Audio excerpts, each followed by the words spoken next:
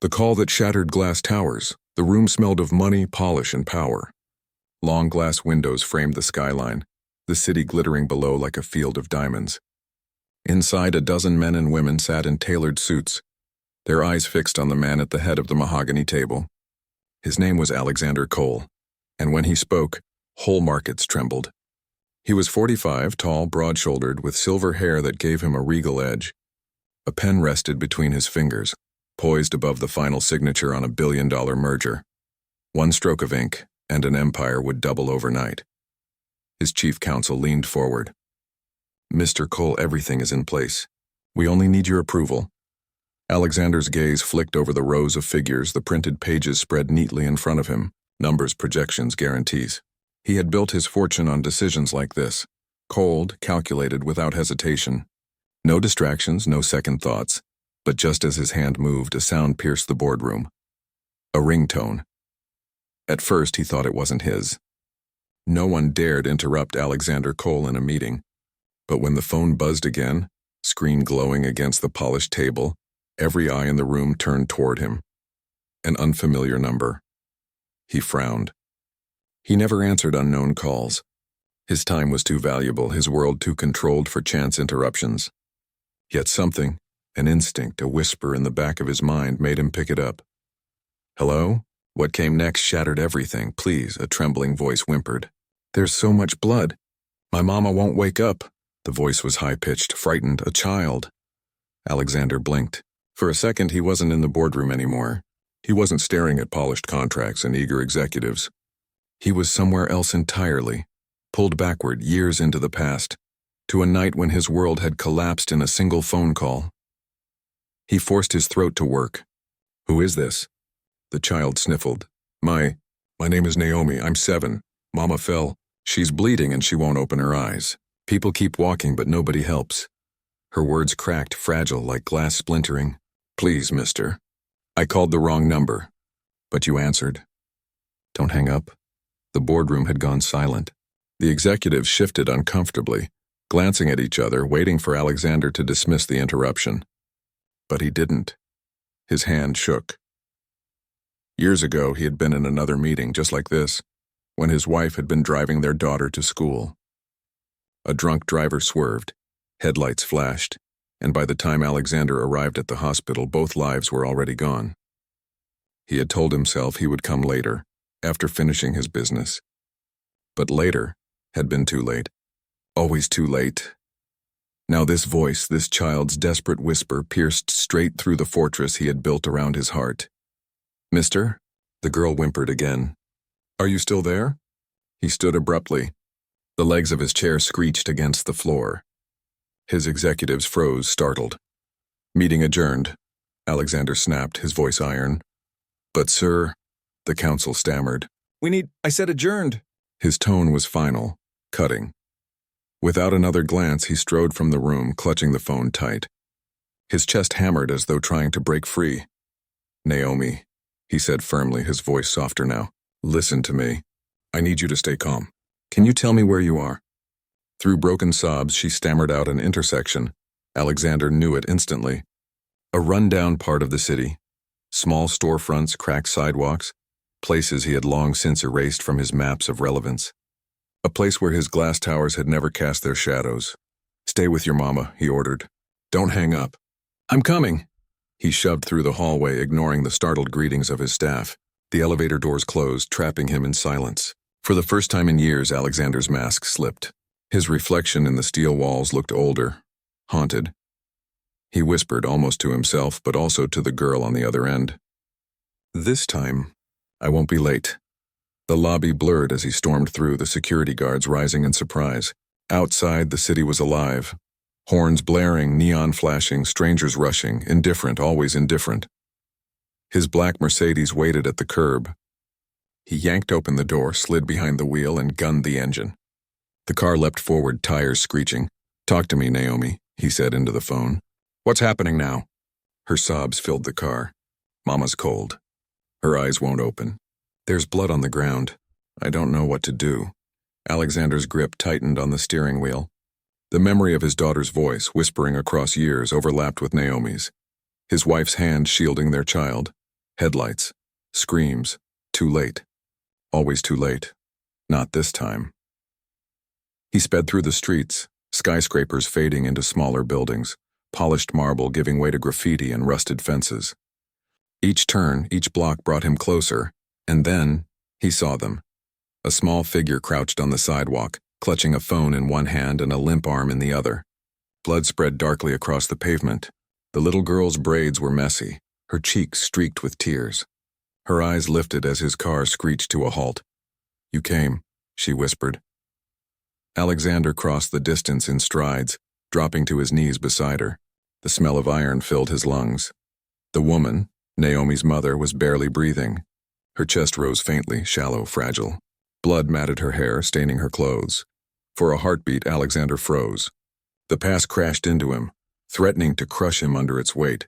But then Naomi's tiny hand clutched his sleeve, sticky with her mother's blood, pleading silently. And Alexander Cole, the billionaire who had built walls of glass and stone around his heart, pressed down on the wound with his own hands. "Hold on," he whispered to the fading woman. "Hold on." Sirens wailed in the distance. Red and blue lights began to glow. But in that moment it wasn't about wealth, power, or reputation. It was about a trembling little girl who had dialed the wrong number, and a man who had finally answered the right call. The streets where nobody looks back. The night wrapped itself around the city in layers of noise and indifference. Neon signs buzzed faintly above half-closed shops, their tired glow spilling across cracked sidewalks. Taxis blared their horns as they rushed by, and strangers hurried past one another with their eyes fixed on glowing screens, too busy to notice the world around them. It was a neighborhood that wealth had long abandoned, where concrete carried more stains than promises, where broken glass sparkled more than hope. And in the middle of this forgotten stretch of asphalt lay a woman bleeding into the gutter, and her daughter, no taller than the length of her mother's arm, clutching her phone like it was the last tether to life itself. Alexander Cole had built a reputation on never looking back. In his world, everything was forward. Forward toward growth, forward toward profit, forward toward the next acquisition. His fortune was made on speed and calculation, on never letting the mess of humanity slow him down. But as he crouched now, his tailored suit kneeling in a pool of blood that soaked into the knees of his trousers, he found himself staring at the brutal reality of a world he had ignored for decades. His hands pressed firmly against the wound on Naomi's mother's side, the warmth of blood seeping through his palms, and for the first time in years, he felt something raw, fragile, terrifying, but undeniably human. Naomi's eyes were wide with fear, her small hands trembling as she clutched the sleeve of his jacket. "Mister, she's not moving enough." She was talking a little, but now she's quiet. "Is she—" Her voice trailed off into a broken whisper. She couldn't bring herself to finish the sentence. Alexander forced his own voice to remain steady, though his heart pounded against his ribs with an almost painful intensity. "She's still breathing," he said firmly, his eyes never leaving the faint rise and fall of the woman's chest. "Do you hear me, Naomi? Your mama is still fighting, and so are we." He adjusted the pressure of his hand, remembering distant advice from a long-ago first aid course he had taken only because his late wife had insisted. His memory blurred between then and now, but instinct was sharper than grief. The wail of sirens grew louder, slicing through the haze of traffic. Red and blue lights spilled across the brick walls, painting the street in violent colors.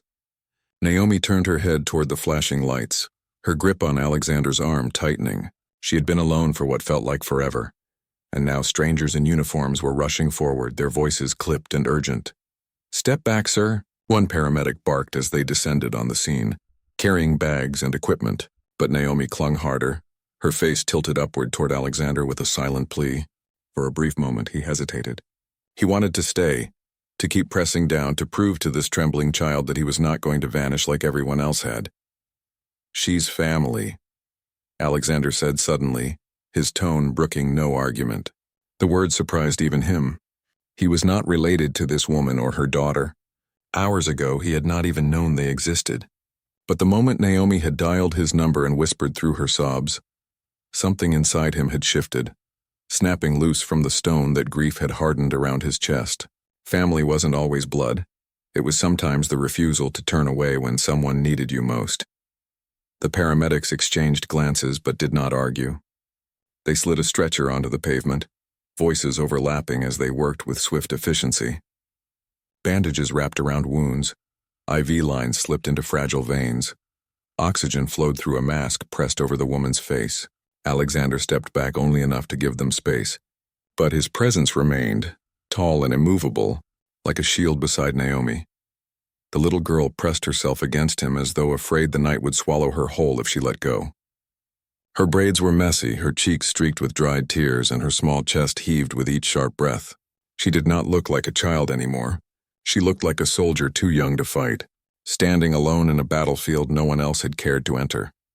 The paramedics lifted Naomi's mother onto the stretcher, her body limp but still breathing, still tethered to this world by the thin thread of chance.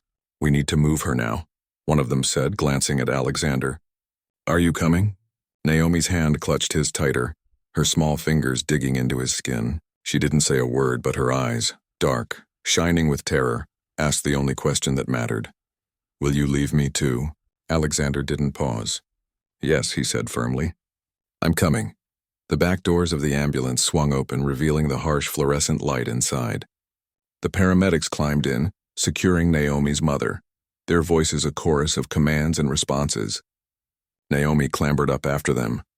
But when she faltered at the step, Alexander scooped her into his arms without thinking. Her body was so light, fragile, trembling against his chest, as though the smallest gust could carry her away. Inside, the world shrank to the narrow rectangle of the ambulance interior. The beep of monitors, the metallic clatter of instruments, the relentless whine of the siren outside. Naomi sat pressed against him, her tiny hands clutching his sleeve, her face buried in the fabric of his suit. Her mother lay stretched out on the gurney, tubes and wires snaking from her body, the oxygen mask fogging faintly with each shallow breath.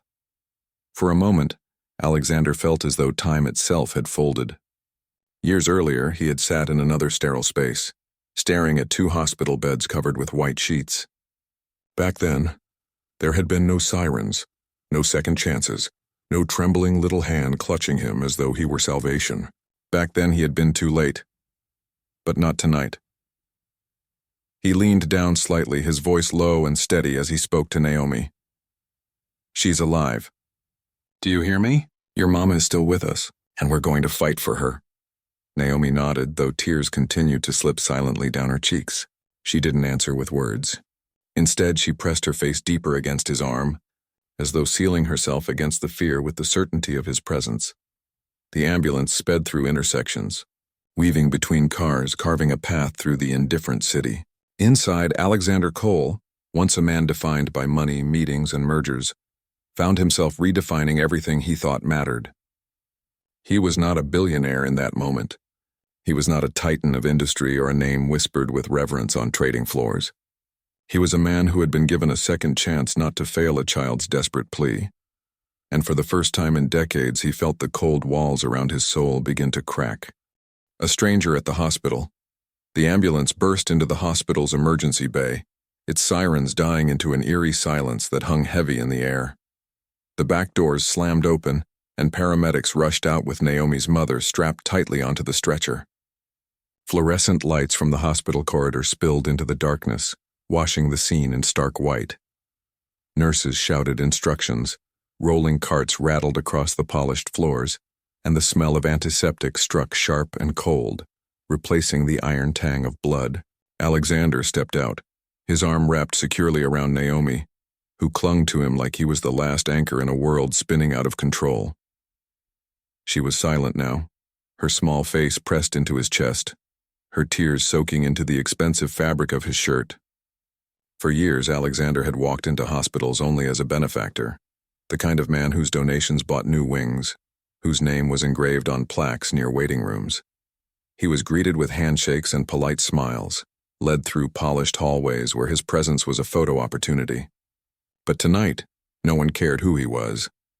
To the staff in the emergency ward, he was just another man caught in the chaos, holding a terrified child while life and death collided in a room down the hall. The stretcher carrying Naomi's mother disappeared, through swinging double doors marked trauma unit, authorized personnel only. A doctor barked orders and the doors snapped shut, sealing the woman from sight. For Naomi, it was as though the ground vanished beneath her, She lifted her head at last, eyes wide with desperation. "Mister." "They took her away," she whispered, her voice trembling. "Will I see her again?" Alexander crouched slightly so his eyes were level with hers. He wanted to offer certainty, the kind of promise only a parent could give. But he knew the truth, the kind of truth that had burned him once before. No one could promise the outcome inside that room. He remembered the sterile hallway years ago, the doctor's carefully blank expression, the words that had shattered his world. He could not lie to her, yet he could not abandon her to fear either. "You will not be alone," he said finally, his voice deep and steady. "Whatever happens, I am here, and I will not leave you." Naomi searched his face as if trying to measure the weight of his words. She was only 7, but she had already learned that adults often said things they did not mean. And yet something in his eyes, something raw, heavy with grief and determination, convinced her enough to cling tighter. A nurse approached briskly. "Sir, are you family?" she asked, glancing at Naomi and then toward the trauma room. The question hung in the air like a challenge. Alexander hesitated only for a moment. He was not family, not by blood. Hours ago he had been a stranger, a name on Forbes lists, a man whose life operated in boardrooms and penthouses, far removed from cracked sidewalks and frightened children. But Naomi's hand gripped his sleeve, her eyes pleading silently for him not to vanish like everyone else. And in that instant, Alexander realized that family was not only about lineage, it was about choice, about showing up when it mattered most. "Yes," he said firmly, his jaw tightening. "I'm family." The nurse nodded quickly and moved on, satisfied with the answer. Naomi let out a small breath, as if those 2 words had built a fragile shield around her. Minutes stretched into hours in the waiting area. The trauma doors remained closed, and each second felt like a lifetime. Naomi sat curled in a plastic chair beside Alexander, her small body shivering, though the air was warm. He removed his jacket and draped it over her shoulders, the expensive fabric swallowing her frame. She looked almost weightless beneath it, like a child lost inside the armor of a giant. Around them, the emergency ward hummed with chaos. Stretchers wheeled in, voices shouting, monitors beeping. But inside their small corner, silence pressed down like a heavy hand. Naomi's eyes fluttered between the trauma doors and Alexander's face as though she were afraid that if she blinked, both would disappear. Alexander's phone buzzed repeatedly in his pocket. Messages, calls, reminders, his empire trying to drag him back into its orbit. The merger documents awaited his signature, investors demanded explanations, and his executive team likely sat in panic, watching billions of dollars hang in limbo. But Alexander did not reach for the phone. He could not. The glowing screen meant nothing compared to the small hand resting in his. For once, business could wait. When exhaustion finally weighed down Naomi's small frame, she leaned against his side, her head resting against his arm. Alexander felt the rise and fall of her breaths, uneven and fragile, like the heartbeat of a bird trembling in his hands. His eyes remained fixed on the trauma doors, but his mind wandered backward, unbidden, to memories he had buried under layers of steel and stone. He saw his daughter, Emily, with her bright smile and unshakable curiosity, asking questions about the stars. He saw his wife, Julia, her laughter warm and grounding, insisting that he attend Emily's school recital instead of another late-night meeting. And then, he saw the night when headlights had sliced through the dark and stolen both of them away. He had been too late then, always too late. Now, with Naomi pressed against him and her mother fighting for her life behind those doors, he swore silently that this time would be different. This time he would not walk away, no matter the cost. The doors finally swung open. A doctor stepped out, removing blood-stained gloves, his expression controlled but weary. Naomi sat up at once, her eyes wide, her small hands clenching Alexander's sleeve. "Doctor?" Alexander said quickly, his voice sharper than intended. "How is she?" The doctor's gaze flicked between him and Naomi, then softened slightly. She lost a significant amount of blood. The injuries are serious, but she's stable for now. We've managed to stop the internal bleeding, and she's responding to treatment. The next 24 hours will be critical. Naomi let out a shaky sob of relief, her shoulders collapsing as though a mountain had been lifted. She turned her face into Alexander's arm, muffling her cries, clinging as though he were the only solid ground left. The doctor continued. She'll be transferred to intensive care shortly. Only immediate family is allowed inside. Alexander nodded, his jaw set. We'll be there. The doctor seemed ready to question him, but Naomi's hand was still, gripping his sleeve, and her tear-streaked face tilted upward with desperate hope. The doctor hesitated, then gave a curt nod and walked away. For the first time since the call had shattered his boardroom, Alexander allowed himself a slow breath. Naomi's mother was alive, fragile, wounded, but alive, and sitting there in the hospital waiting room, with a child who was not his yet clung to him as if he were her only protector. Alexander realized something terrifying. For years he had built his life on the belief that money could shield him, that walls of glass and steel could keep grief at bay. But tonight, in the small hand gripping his sleeve and the whispered breaths of a girl who trusted him without question, he felt the weight of a responsibility greater than any empire. He was no longer just a billionaire. He was becoming something else. And for the first time in decades, he did not feel empty. When walls began to crack, the morning sun crept slowly through the tall windows of the hospital waiting room, casting pale light across the sterile walls. The night had been long, each hour dragging into the next, measured only by the steady rhythm of Naomi's breathing as she drifted in and out of sleep beside Alexander. Her head had rested against his arm most of the night, her small body curled in the oversized jacket he had draped over her. At intervals, she had stirred with frightened whimpers, whispering for her mother, only to calm again when she realized he was still there. For Alexander, sleep had not come. He had sat upright in the hard plastic chair, his gaze fixed on the corridor leading to the intensive care unit. His mind, however, was caught between two worlds, the brutal past that haunted him and the fragile present that demanded his presence. The memory of his wife and daughter, stolen in a night of tragedy, still burned like an old wound that refused to heal. But beside him, Naomi's small hand had clutched his sleeve through the night as though anchoring him to this moment, preventing him from retreating behind the fortress of grief he had lived in for so long. The automatic doors of the hospital lobby hissed open, breaking the stillness. Two sharply dressed men in suits walked briskly toward him, their polished shoes clicking against the tiles. They were from his company. He recognized them immediately, loyal executives who had probably been dispatched to retrieve him. Their eyes swept over the scene, their billionaire chairman in rumpled clothes, his tie discarded, his sleeves rolled up, sitting with a small child leaning against him in a public hospital. They looked bewildered, almost affronted, as if the image did not align with the man they served. "Mr. Cole," one of them said cautiously, lowering his voice. "We need to talk. The board is panicking. The merger signing was delayed, and the markets are already reacting. We need you back at headquarters immediately." Alexander did not move. He glanced at Naomi, still asleep, her hand loosely gripping his arm. His voice, when it came, was low but resolute. "I'm not leaving."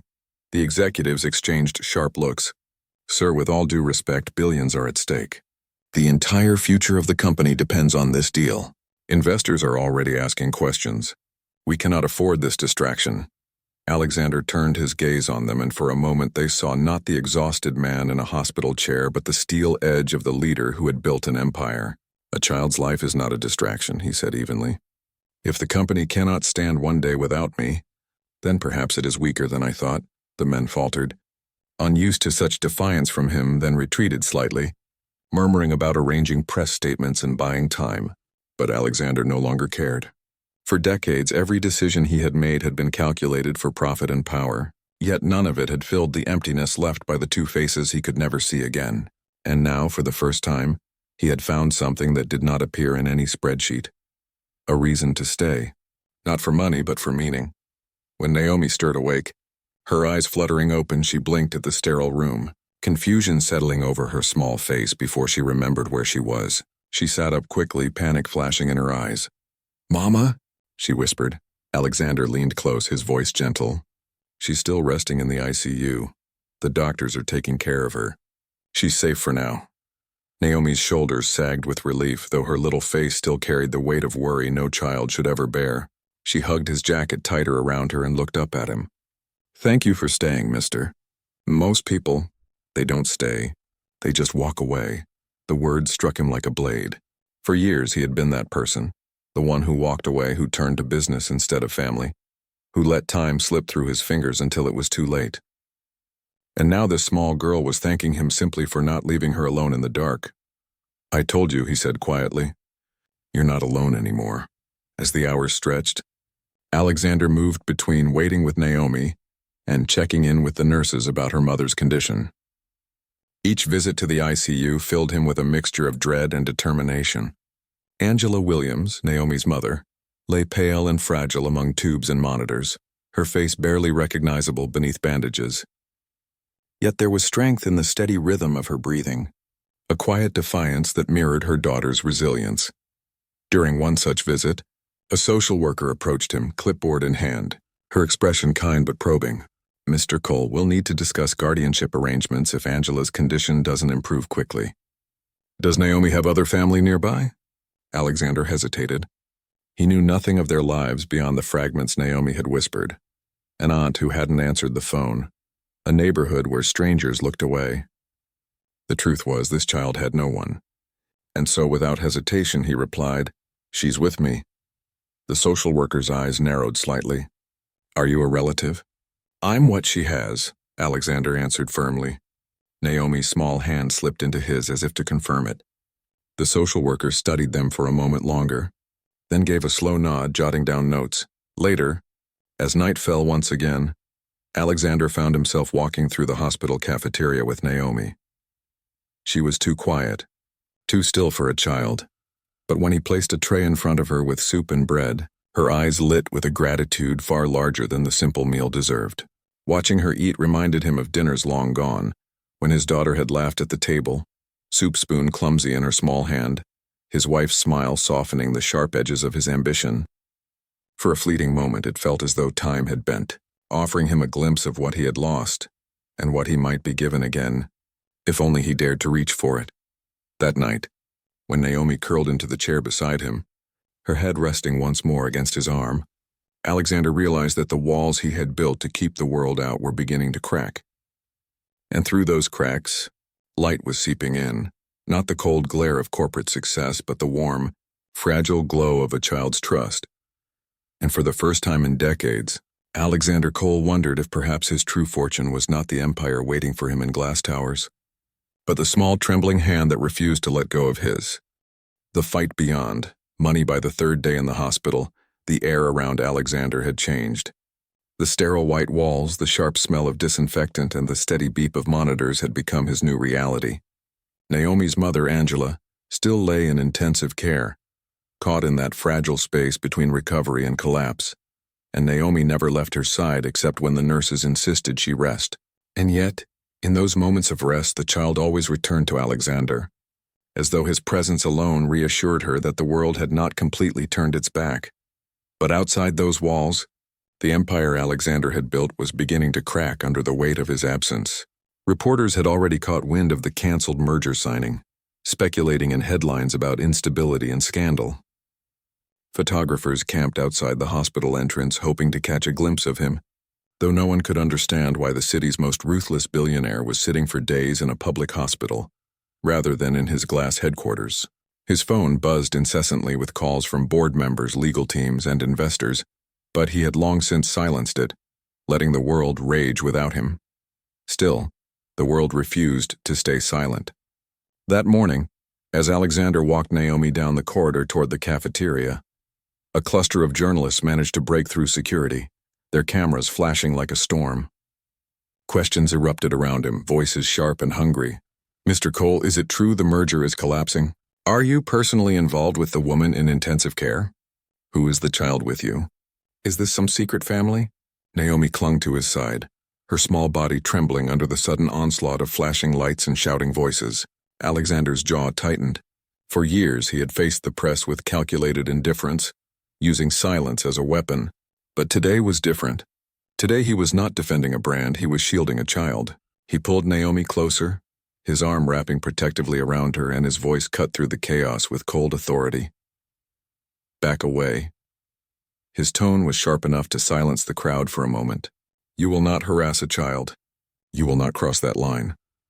Security rushed in to push the journalist back, but the damage was done. Naomi's face was pale, her lips trembling as she buried herself against him.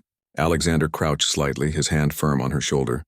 It's all right, he said quietly, his voice steady even though his blood boiled.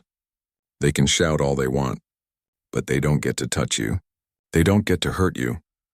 For Naomi, who had lived in a world where strangers looked past her mother's cries and neighbors kept their doors shut, those words were not just comfort. They were a promise.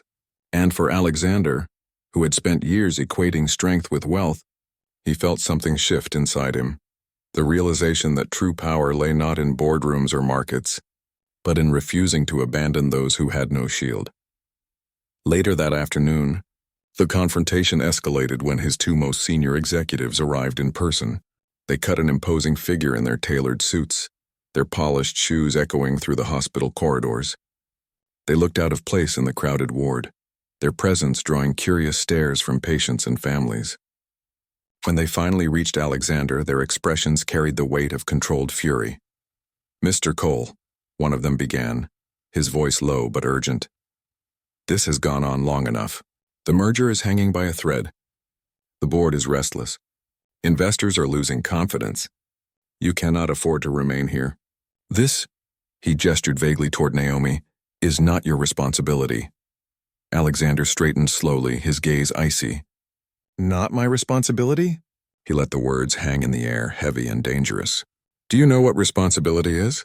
Responsibility is not signing contracts that make men richer. Responsibility is not building walls of glass and pretending the world outside doesn't exist. Responsibility is answering a child's call when everyone else ignores it. Responsibility is not walking away when someone needs you. The executives faltered under the weight of his words, but the other recovered quickly. Sir, we understand your sentiments, but you are risking everything you have built. One man cannot carry both a corporation and a child he has no legal tie to. Alexander's lips curled in something that was not quite a smile. Perhaps you're right, he said. Perhaps one man cannot carry both.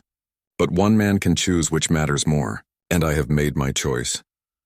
Naomi, standing just beside him, slipped her hand into his without looking up. It was a small gesture, but to Alexander it was louder than any applause he had ever received. It was trust, pure and unguarded. It was a declaration that in her eyes, he was already more than the sum of his fortune. The executives tried once more, warning him of lawsuits, of hostile takeovers, of reputational ruin. But Alexander no longer flinched at those words. For decades he had feared nothing more than loss of control, loss of power, loss of empire. Now he understood that he had already lost the most important things once before, when he chose ambition over family, and he would not repeat that mistake. That evening, as the sky darkened over the city, Alexander sat once again at Naomi's side in the waiting room. She was quieter now, the fear in her eyes replaced by a fragile calm, as though his presence alone was enough to steady her. He watched her draw shapes absent-mindedly on the sleeve of his jacket with her small finger, her world narrowing to the comfort of someone who refused to leave. And for the first time, Alexander felt the truth settle deep within him.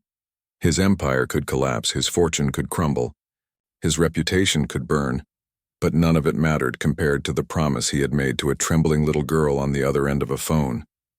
In choosing her, he had not lost. He had found a father's promise. The days that followed were slow, heavy, and yet strangely sacred. Angela remained in intensive care, her body fighting quietly against the damage that had nearly claimed her life. Machines hummed steadily around her, tubes snaked from her arms, and monitors flickered like fragile sentinels. Every time Alexander stepped into that room, he was struck by the sight of her, the stillness, the fragility, the way she seemed suspended between this world and another. But he also noticed something else, the strength hidden even in her unconscious form. The doctors had said she had little chance if she had arrived a moment later, yet somehow she endured, as if clinging fiercely for her daughter's sake. Naomi spent much of her time perched beside the bed, her small fingers gently wrapped around her mother's hand. She whispered stories into the silence, fragments of school days, silly songs, memories of meals they had shared. At first, Alexander had remained at a respectful distance, standing near the door, uncertain of his place in this fragile circle. But Naomi would always look over at him, her eyes pulling him closer, until he found himself sitting in the chair opposite her, keeping vigil as though it were the most natural role he had ever taken. Each day, Alexander's phone filled with unanswered calls. The world outside grew louder and more demanding. Business channels speculated on his disappearance. Competitors circled like wolves, and analysts warned of collapse. His executives begged for direction. Board members threatened votes of no confidence, and lawyers warned of breach of contract lawsuits. Yet Alexander did not move.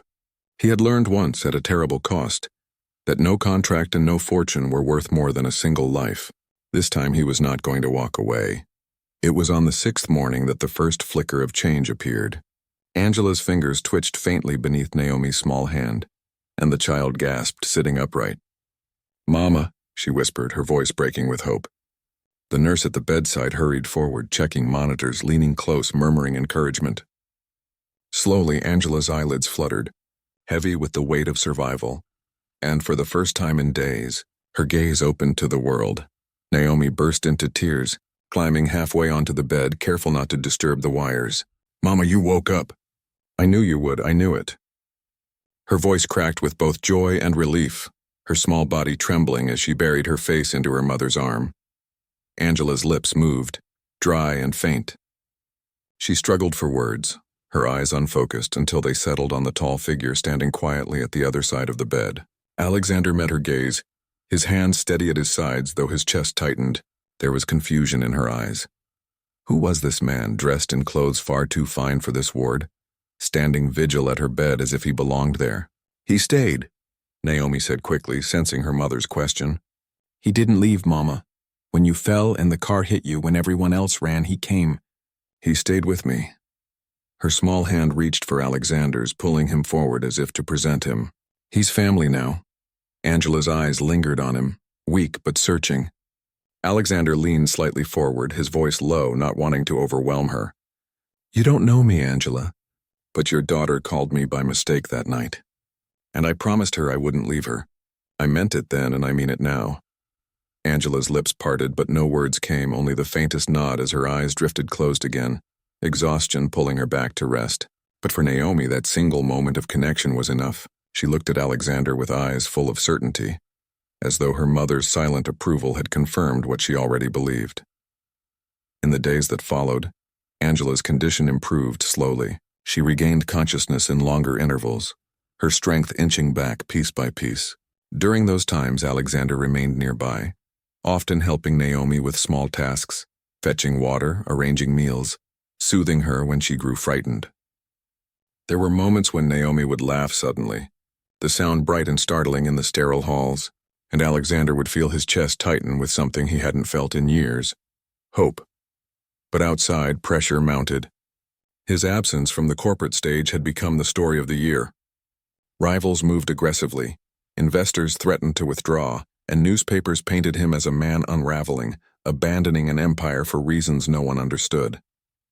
Reporters swarmed the hospital entrances, speculating wildly about the identity of Angela and her daughter. Rumors spun that this was some hidden scandal, some secret family. His board demanded his presence at an emergency meeting, threatening to strip him of authority if he refused. The confrontation came late one evening. 2 board members, men who had been with him for years, arrived uninvited at the hospital. Their polished voices carried an edge of betrayal. "Alexander, you are risking everything," one of them said, his tone taut with anger.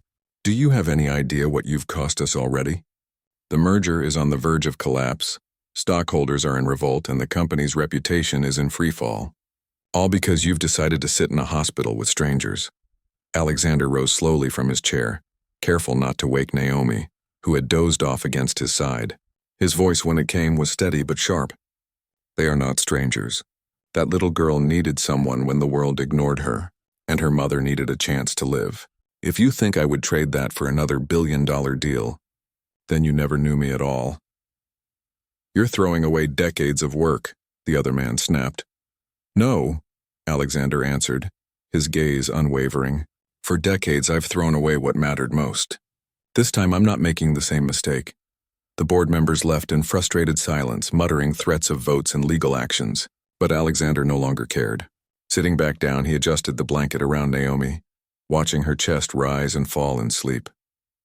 She stirred slightly, her hand finding his as if even in dreams she knew he was her anchor. In that moment, Alexander made a vow he had never spoken aloud before. He whispered it into the quiet air of the hospital room, his voice a promise not only to Naomi and Angela, but to the family he had lost so long ago. I couldn't save them, but I will save you. You will never be alone again. That is my promise. For the first time in years, the billionaire who had defined his life through contracts, wealth, and power discovered a promise worth more than all of it, the promise of a father's heart. Redemption at sunrise, the city awoke with its usual indifference. Cars honked in the streets below glass towers. News anchors shouted about the markets, and headlines screamed about collapsing mergers and failed leadership. But inside the hospital, another kind of dawn was breaking, one that could not be measured in stock prices or quarterly gains. Alexander sat beside Angela's bed, the morning sunlight slanting across the room in quiet gold. Naomi was curled against her mother's side, finally sleeping deeply for the first time since the accident, her hand resting protectively on her mother's arm. Angela herself was stronger now, her eyes open more often, her voice returning in whispers. The worst was passing, though the road ahead would be long. For Alexander, each hour spent here had pulled him further from the world he once thought he ruled. His empire was on fire, he knew that. He had seen the headlines, heard the furious messages his assistants left, watched his board members threaten to seize control. Once those words would have terrified him, for power had been his shield and wealth his only measure of self. But as he sat in the narrow hospital chair, his hand resting on Naomi's small shoulder, he realized that what terrified him now was the thought of walking away. The cost of staying here by their side was great, but the cost of leaving, of betraying the trust in Naomi's eyes, was greater still. It was that morning when the inevitable confrontation came. A delegation from his board arrived in force, 3 men and 2 women, their expressions sharp and voices clipped with authority. They demanded a private conference room, but Alexander refused to leave Angela's side. And so they delivered their ultimatum right there, in the hospital room with the machines humming and the faint smell of antiseptic lingering in the air. Alexander, the chairwoman began, her voice steady but cold. The board has voted. If you do not return today and finalize the merger, we will move to strip you of control. The company cannot survive under this kind of leadership vacuum. We have given you patience, but our loyalty has limits. Naomi stirred at the sharpness of the voices, her small face burying deeper into her mother's side. Angela's eyes flickered toward him, faint but worried, as though she feared she was the cause of his ruin. For a long moment, silence filled the room, broken only by the faint beep of monitors. Alexander rose slowly, his presence filling the space. He adjusted his suit jacket. It was wrinkled now, far from the immaculate image he once projected, yet somehow he looked stronger than he ever had. His gaze met each board member in turn, unwavering. For years I believed that building this company was my greatest achievement. I sacrificed time, love, and family because I thought success demanded it. But I was wrong. Success is not found in glass towers or billion-dollar deals. Success is showing up when it matters most. Success is choosing people over profit. If you cannot understand that, then take the company. Take it all, because I will not abandon them. He gestured toward Angela and Naomi, his voice hardening into iron. Not for you, not for anyone. The board members were stunned. Some muttered about insanity, others about betrayal. But Alexander no longer heard them. For the first time in his life, he was free, not chained to the demands of wealth, not enslaved by the fear of losing power. He had chosen, and in choosing he had discovered the strength that money could never buy. When the board stormed out, Naomi lifted her head, her wide eyes fixed on him. They were angry, she whispered. Does that mean you lost? Alexander crouched beside her, his hand gently brushing a strand of hair from her cheek. No, sweetheart, he said softly. I finally won. Angela's eyes met his then, filled with a depth of gratitude words could not hold. She had seen many men pass through her life, some kind, some cruel, many indifferent. But this man, who owed her nothing, who had stumbled into her world by chance, had stayed when no one else did. She whispered, her voice fragile but clear, "Thank you. For saving her. For saving me." Alexander shook his head slightly, his throat tight. "It wasn't me. It was her. Naomi saved me." The days turned into weeks, and slowly Angela grew stronger. The doctors spoke of rehabilitation, of surgeries yet to come, of a long journey ahead. Alexander made arrangements quietly, ensuring that she and Naomi would never have to worry about bills, housing, or safety again. He purchased a modest home near the city's edge, not a mansion but a place filled with warmth, sunlight, and a garden where Naomi could play.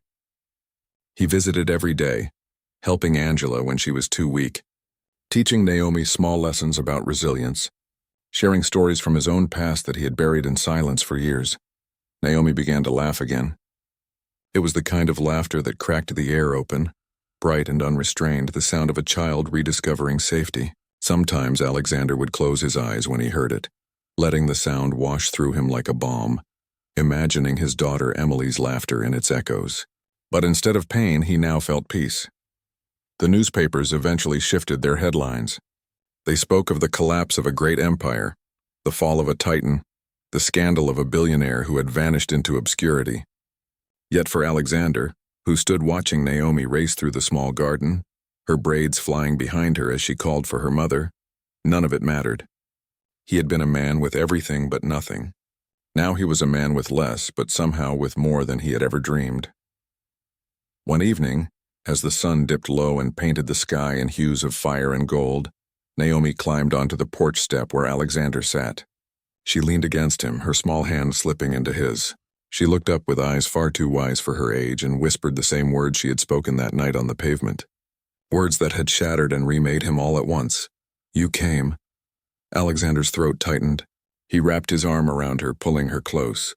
"I'll always come," he said, his voice steady with the weight of promise.